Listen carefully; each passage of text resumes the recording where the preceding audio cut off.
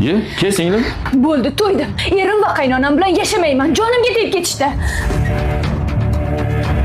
Qani singlim bir boshdan gapirchi, nima bo'ldi o'zi? Akajon, men to'yib ketdim ularni qosh qovog'iga qarab yashashdan. Arzimagan narsadan urush chiqarishadi. Nima men ularga qulmanmi? Ana u qaynonamchi kecha ko'k choy damlamay qora choy damlaganimga meni chakana urishmadi. Uni ustiga erimning oyligi 7 million.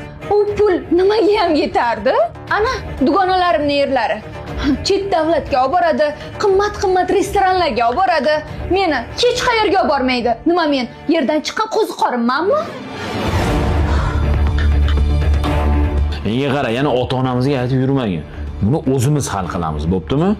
Xo'p, Bitta narsa qilamiz. Sen ham men bilan borasan. Ularni qanaq qilib adabini berishimni ko'rasan. adabini beramiz. Unda boraman aka. Xudo xola, bizni singlimizni aybi nima ekan? Singlingiz aybi juda ko'p. Qora choy damla desam, ko'k choy damlab keladi. Ko'k choy desam, qora choy damlab keladi. Ertalab turib, nonushta tayyorlashni o'rniga u soat 11 gacha uxlaydi. Qo'lidan telefon tushmaydi. Mana, kecha oilada ozgina gap bo'lganda, uyingizga qarab ketaverdi. Tushunarli. Singlim, qani tez kechirim so'rayinchi.